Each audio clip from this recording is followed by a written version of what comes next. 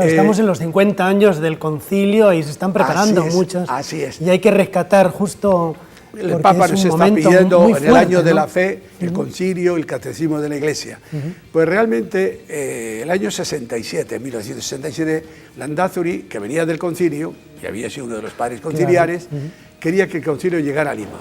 Porque realmente acaso no había habido, sí había comunicaciones e informaciones, pero no había vibrado Perú y tampoco Lima.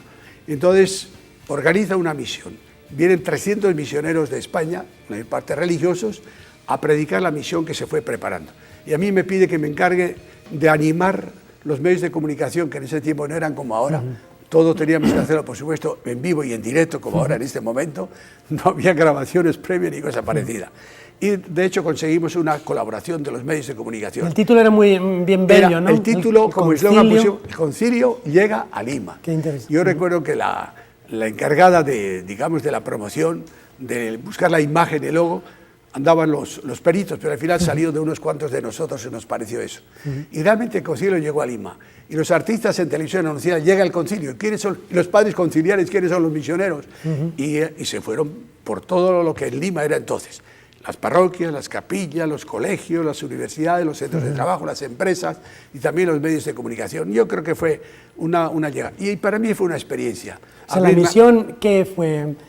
Hablar del querigma, la misión, algo del concilio. Sí, había, ¿cuál fue el contenido? Había una temática más o menos preparada que tenía en cuenta la nueva visión de la Iglesia desde el concilio, pero centrada en Jesucristo sin duda, pero había el anuncio, la predicación, pero también había la exigencia de ser luego en la vida coherentes con aquello que creemos. Pero en el fondo era también preparar a quienes no habían recibido los sacramentos iniciales como el bautismo, animarles a que mandaran a sus hijos a bautizar, incluso gente de más edad, y también a la gente no casada que se animara a casarse, pero no era solo la parte sacramental, sino que tenían que tomar eso en la integridad de una visión ya de la Iglesia que quiere cristianos que vivan en la familia y en el mundo y de acuerdo a las exigencias de la fe y del discipulado que diríamos hoy, ¿no? Bueno, eso fue una etapa muy interesante. Bueno, termino yo esa etapa, vuelvo todavía un tiempo allí a mi tierra, Bilbao, pero por suerte el año 69 me dijeron, vuelves al Perú, pero ahora vuelves como superior de tu congregación. Bueno, y ahí me tocó... ¿Cuántos habría más o menos? ¿Cuántos pasionistas? En ese momento éramos como unos 70, más que ahora. Sí. Claro, en esa época de mi región, de nuestra provincia religiosa de Bilbao, veníamos muchos misioneros. De mi propio curso nos hemos ordenado 22 sacerdotes. De ellos 9 hemos estado simultáneamente en el Perú. O sea que veníamos como enredada, como dice el Perú. Pero nosotros sabíamos que nuestro destino fundamental era la selva. Estábamos en la Vicariato Apostólico de Yurimaguas y en la Prelatura de Moyobamba, San Martín y Loreto. Tanto es que yo desde chico, desde que me inicié en un colegio apostólico seminario menor, yo sabía de las ciudades, no de la costa peruana, pero me sonaba Juanjuy, Tarapoto, Yurimaguas, Olamas o Moyobamba, porque ya estábamos, y los misioneros cuando venían nos contaban sus aventuras y su trabajo, y esto nos iba animando misioneros. Modo que todos potencialmente queríamos ser misioneros. Y cuando venía el obispo de Yurimaguas, el de Moyobamba, ya sabían, bueno, nos levantamos toda la mano. Pero lógicamente era un salto regular, venirte a la selva de entonces, sin luz eléctrica, sin medios de comunicación, etcétera, etcétera, era vivir a otro mundo, aún en el propio Perú. Cuando a mí me hacen obispo, me voy de San Isidro a Yurimaguas, ¿no? Y claro, era como ir 50 años para atrás, porque las diferencias que todavía se dan entre las regiones del Perú entonces eran todavía mucho más evidentes y mucho más fuertes, ¿no? Pero bueno, yo creo que los pasionistas nacimos para ser misioneros, pero el que motivó esta venida, tú lo sabes, fue Monseñor Lizón. Entonces, obispo de Santo Toribio, ¿no? Claro, él fue Santo Toribio en Chachapoyas y el que hizo que los pasionistas viniéramos urgidos por él, porque vio que estaba abandonado el rebaño en toda esa región de San Martín y Loreto, y él se preocupó por eso, y no fue fácil convencer a los pasionistas que vinieran al Perú. Y por suerte en ese momento había muchas vocaciones, particularmente en la tierra vasca, y vinieron 12 de golpe, de los cuales 6 eran sacerdotes, 6 hermanos religiosos, y ahí se vinieron. Y con el gran obispo de Chachapoyas, caminando se fueron por la montaña, pasando por Cajamarca, Chachapoyas, hasta llegar, tardaron como 2 o 3 meses, predicaban las misiones, iban bautizando, iban predicando hasta llegar a la selva. Pero después, la primera misión que surge no es la prelatura de Moyobamba, sino el Vicariato Apostólico de Yurimaguas. El año que es canonizado San Gabriel de la Noche, que fue el año 1920, el 21 se crea lo que se llamó entonces la Prefectura Apostólica, que después sería el Vicariato Apostólico de Yurimaguas. Porque la prelatura viene en 1948. Eso es ya como una autonomía, una independencia. Así es. Pero esto también dependían de... Es que ahí hubo un problema de antes. ¿El problema cuál era? Nosotros como religiosos pasionistas éramos de convento, de retiro, de comunidad. No éramos de vivir tanto en el mundo ni de dirigir parroquias. No era nuestra pastoral ordinaria. Nuestra pastoral era el ministerio de la palabra, la predicación, la atención a los enfermos o a los más necesitados. Entonces, aquella primera experiencia tuve dificultades porque no era tan compatible la vida tradicional nuestra. Su carisma con esa misión. La misión que nos había tocado. Porque ahí había que atender a los pueblos, ahí no se podía decir yo vivo en el convento, sino tenía que estar ahí.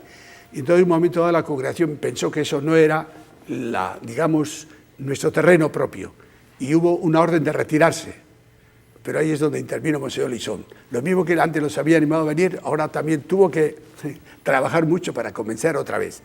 Recurrí al nuncio aquí, en el Perú, recurrieron a Roma y al final la congregación volvió otra vez a aceptar que ante la urgencia y el pedido del Santo Padre teníamos que estar siguiendo en el Perú. No podíamos abandonar esa parte del Perú a la que estábamos entregando los mejores religiosos que teníamos. Y yo por eso digo que muchos nos han conocido luego más en Lima, que estar en San Isidro.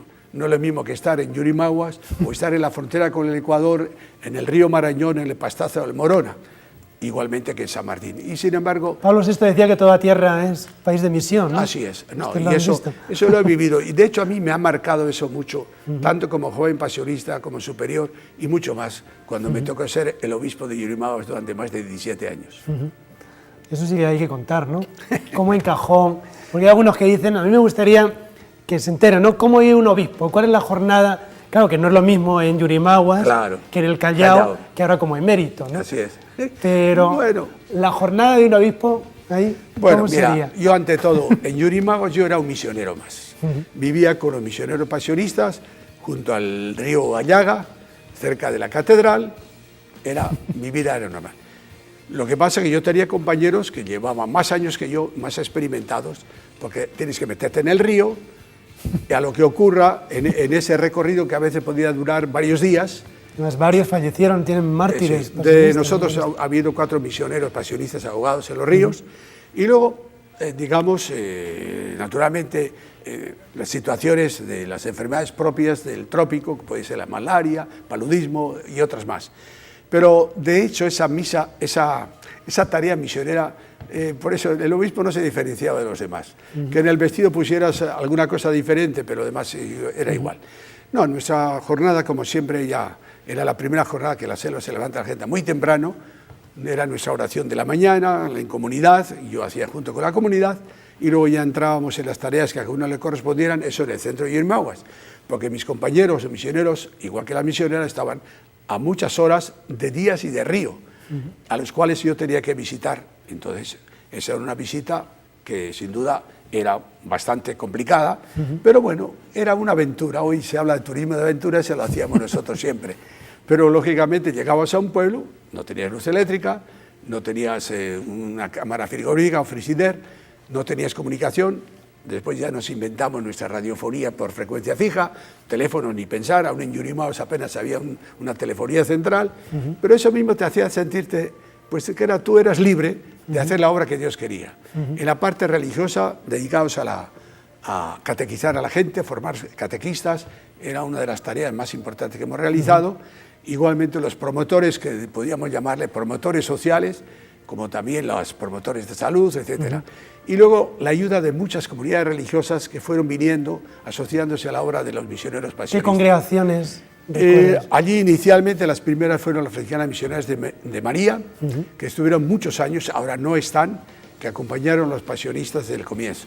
Luego fueron llegando otras congregaciones religiosas más modernas, como la Compañía Misionera del Sagrado Corazón, luego fueron llegando las misioneras lauritas, han ido llegando las compasionistas, han ido llegando otras muy diferentes congregaciones religiosas. Y de varones, pues en esa época, congregaciones religiosas no las tuvimos en el Vicario de Yurimaguas, en la Perla de Moyobamba sí. Ahí llegaron, por ejemplo, los padres vicentinos, también los padres claretianos, etcétera, ¿no? Ahí creo que en la misión todos nos sentimos tan misioneros, hermanos, que en las congregaciones mismas, pues con nuestros carismas diferentes nos integramos perfectamente. Pero la vida misionera de la selva a mí me marcó. Y por eso nunca yo pensé que iba a salir de la selva. Yo estaba feliz ya después de 17 años en la misión. Y allí hay una gran obra educativa también. Así es. La creación de institutos. Es que el misionero, como solía decir mi predecesor, Monseñor Lázaro, es todista, tiene que hacer de todo. Tienes que hacer de mecánico si se te avería el motor de tu bote o de tu lanchita, etc. Y la tarea de promoción, que hoy diríamos de promoción humana y social, la teníamos desde el principio. Cuando llegan los pasionistas a Yurimaguas o a Moyobamba, ¿qué pasa? Si había que hacer una iglesia, si había que levantar la catedral, no había con qué. Los hermanos se convertían en constructores. Había que hacer una ladrillera, había que buscar hacerse un aserradero, había que trabajar todo. Eso luego se convierte en una escuela de carpintería. Mucha gente se ha capacitado a través de esa relación con los nuestros. Yo mismo, lo primero que hice es crear una escuela taller de carpintería y ebanistería, que ha funcionado durante años, donde nosotros fabricábamos puertas que luego las vendíamos en Lima, pero lo que era es dar a esa gente, digamos, su capacitación, lo que ahora después he tenido que replicar en Pachacute, que en el Callao, ¿no? Y la parte educativa, las primeras escuelas, las primeras escuelas normales, los primeros institutos, todo surge de la misión y de la Iglesia, a través de la congregación pasionista. El Estado le llega después. Primero eran escuelas misionales, luego eran escuelas que entonces se llamaban fiscales o nacionales, y yo creo que esa labor educativa ha sido fundamental. Y hemos formado a maestros, hemos formado a promotores sociales, y en el campo de la salud igual. Pero ahí sí las religiosas han sido fundamentales, porque ellas llevaban más el campo de la salud y de la sanidad. Y luego he visto que hay una debilidad de Monseñor que es por las contemplativas, ¿no? Bueno, eso ha sido el regalo mayor que he tenido en mi vida. Bueno, influyó algo en mi vida tener una tía Clarisa. Desde niño yo le he visitado a mi tía Clarisa, se llamaba Cristina. Estaba en Orduña, una población que está en Vizcaya, pero que está en la frontera con Álava. Y yo desde pequeño decía, ¿qué harán estas monjas? Bueno, pues llegó el momento, yo fui conociendo la vida contemplativa y vi que la misión de Yurimaguas faltaba, y en general en toda la selva faltaba las congregaciones contemplativas.